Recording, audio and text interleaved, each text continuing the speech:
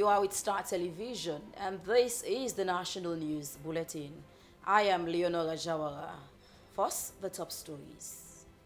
The Petroleum Directorate, under the Office of the President, in partnership with the Environment Protection Agency, Sierra Leone, has held a consultative workshop on the draft report on environmental, social, and health impact assessment relating to a proposed two-dimensional long offset seismic survey in the offshore waters of Sierra Leone. In December of last year, the PD entered a contractual agreement with GeoPartners, a UK-based company, for the acquisition of 2D long offset seismic data offshore Sierra Leone.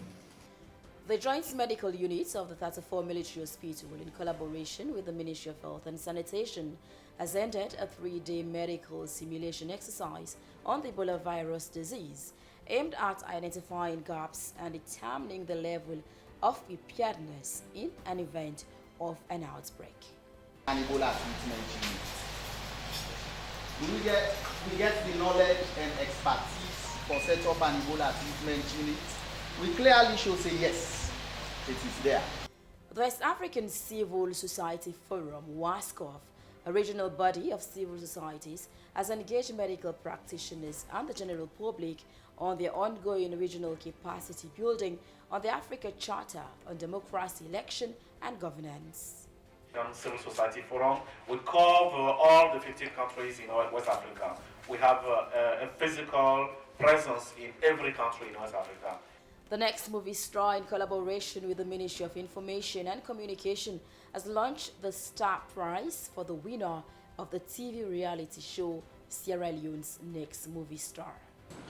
Is it an initiative that we brought to Sierra Leone to help young people that are talented, but they have been chatting for an opportunity to make their talent known? And in sports, the Sierra Leone national team, Leone Stars, has been placed to play Liberia in the preliminary round of the 2022 World Cup to be played in Qatar. All these making the headlines.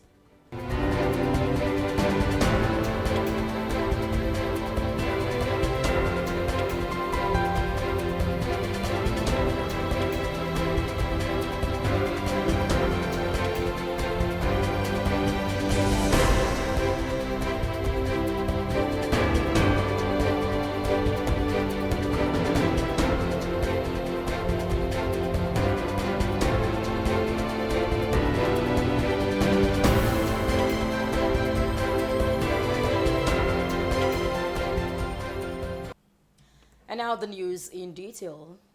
The Petroleum Directorate, under the Office of the President, in partnership with the Environment Protection Agency Sierra Leone, has held a consultative workshop on the draft report on environmental, social and health impact assessment relating to a proposed two-dimensional long offset seismic survey in the offshore waters of Sierra Leone at the Kingdom office in Freetown. Abdul Rahman Kamara compiled this report. A 3D seismic survey reveals. The Petroleum Director, under the Office of the President, in partnership with the Environment Protection Agency Sierra Leone, has on Friday, 26 July 2019, held a consultative workshop on the draft report on environmental, social and health impact assessment in relating to a proposed two-dimensional long offset seismic survey in the offshore waters of Sierra Leone at their Kingdom office in Freetown. The disclosure, according to the Executive Director of Petroleum Directorate, Timothy Kaba, will present an appropriate opportunity for frank exchange of views and possible input from wider stakeholding community on the assessment report. He maintained that the seismic survey project is intended to support the fourth licensing round by generating data over unexplored areas and enable the filling of prevailing knowledge gap. Timothy Kaba further revealed that interested international oil companies will secure the accurate data and enhance their investment decision-making process and as well as drilling planning ultimately. He noted that seismic surveys produce detailed images and related information about various rock types and their location beneath the Earth's surface that will determine the location and size of oil and gas reservoirs. Offshore seismic survey technique has proved to unrivaled in generating appropriate data from miles beneath the survey and has also proved to be environmentally harmless. The Petroleum Directorate has relaunched its fourth licenses round, following the industry consultation that was extensively held. In December of last year, the PD entered a contractual agreement with GeoPartners, a UK-based company, for the acquisition of 2D long offset seismic data offshore Sierra Leone. In our inventory of data, we do have existing 2D seismic data and 3D data with several well data. But every day in the industry, new grounds are broken, new technological innovations are made. Today, we have gotten to a point where we want to reduce the risk that is involved in offshore drilling. A representative from the Environment Protection Agency Sierra Leone, Madam Masakoi, commended Intigem for undertaking a scoping study that informed that a detailed analysis of the environmental impact assessment for the seismic survey and reiterated the agency concerned to formalize the process before the issuance of an EIA license, signaling the commencement of the survey. The Environmental Protection Agency Act of 2008 gives the legal backings to conduct the EIA studies for all projects that falls within the schedules. However, the Act and the guidelines developed help stakeholders to ensure effective EIA administrations in Sierra Leone. Environmental impact assessment is a planning and management tool that aims at identifying and evaluating at the earliest possible planning stage environmental changes which are caused by a specific project activity or development scheme. It could be recalled that the fourth licensing round had been relaunched last May following industry consultation that had followed its suspension after initial launch. Timothy Kaba expressed optimism that with the growth and development of the petroleum unit, the country will realize full economic viability of the sector under the current government's new direction. He intimated that the offshore waters of Sierra Leone contain proven petroleum systems, the understanding of which is supported by an inventory of extremely high-quality geological and geophysical data, with much of this data being made available for the first time. What it could mean for Sierra Leone, it could mean opening new doors and new opportunities for the furtherance of exploration offshore Sierra Leone. We have existing data, but this particular set of seismic data has improved resolutions. It has improved technology that could reveal the presence of hydrocarbon in our offshore. And it also extends to areas that are at the moment underexplored and where we've got little geological and geophysical information about. He furthered that the country's fourth licensing round has generated significant levels of interest from the international oil and gas industry, as revealed by Jonathan Kupos. Compiled by Abdurrahman Kamar, Creighton Thomas reporting. So are we in agreement? Can we say yes again? Yes. Can we say yes again? Yes.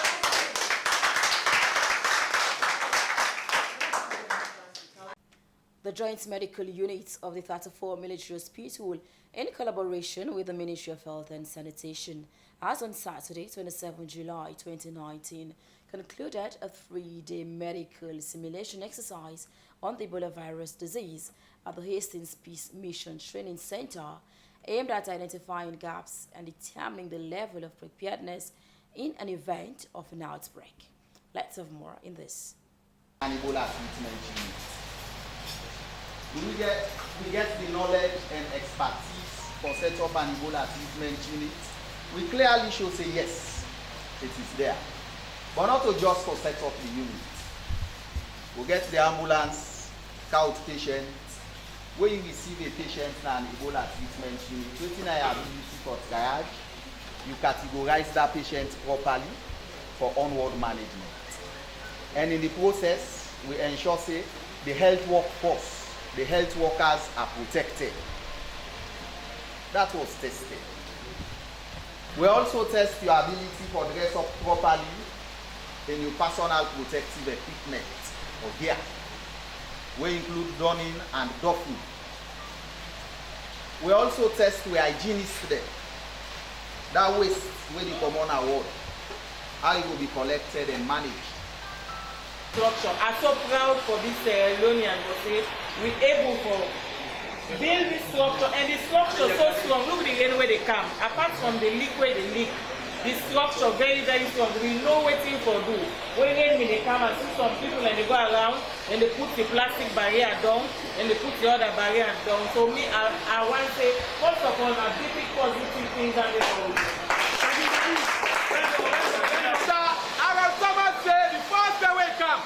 We advise you now all that nobody no put on our WhatsApp. Not at all. No media about this thing. Not on our side that one day. Let them go misinterpret you now. Not at all. If you talk about it. The West African Civil Society Forum, WASCOF, a regional body of civil societies, has engaged medical practitioners and the general public on their ongoing regional capacity building on the Africa Charter on Democracy, Election and Governance. Giving his press statement, the General Secretariat of WASCOF, Kolilam Messi, said WASCOF was created by the ECOWAS as an umbrella network of civil society organizations, CSOs, from the 15 member states of ECOWAS as an advisory body, and their vision is to have a vibrant civil society in West Africa, which contributes to the attainment of a stable and prosperous West African regional characterized by democracy, human rights, good governance, and the rule of law, which are key mandate of the movement. The 15 countries in West Africa, all the countries, 2 countries have not ratified yet. Those countries are Sierra Leone and Cape Verde, but all the Western, apart from those 2 countries, all the other countries ratified. In Africa, only 1 country reported. That is Togo, and Togo is situated in West Africa. So the reporting is the next step, the following step after the signature and the ratification of that charter.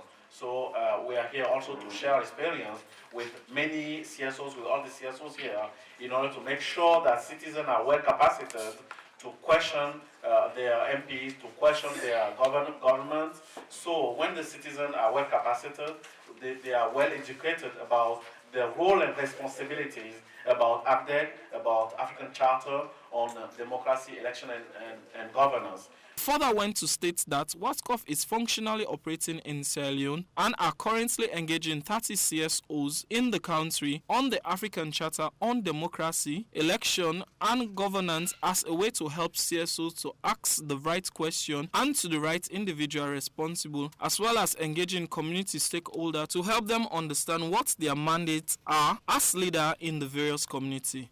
Civil Society Forum, we cover all the 15 countries in West Africa. We have a physical presence in every country in West Africa. And in Sierra Leone, we have WASCOF Sierra Leone, which is here in Freetown, but also in every region in Sierra Leone. So that is the same kind of structure we have in every country. We have a membership in the country, so WASCOF Sierra Leone covers all the CSOs in Sierra Leone, and we are also organized in different thematic groups. The national coordinator for WASCOF Sierra Leone, William Saolame, complimented the efforts of the media and urged the media practitioners to help share the information of the charter as it was signed by the head of state in 2003 at the ECOWAS summit. He maintained that WASCOF Sierra Leone has 7 committee members who are working within the mandate of WASCOF at national level, and said that by the end of the year, they are hoping to bring more CSOs into the fold. Talks about African Charter on democracy, elections and governance. It's a whole bulky document, and the responsibility for the dissemination of the information in this document should not only be left in the hands of civil society, as my boss rightly said. The media, the journalists are very key in all of this. civil society cannot do anything, for us to be successful without our key partners who are the journalists. So I want to thank you very much for coming, and we hope and pray that we'll continue with this partnership so that whatever thematic issues that is raised in Sierra Leone, you can be with us, you can be by us, so that we all advocate together on the issue. Reporting for Star News, I am Francis D.W. Houghton Jr.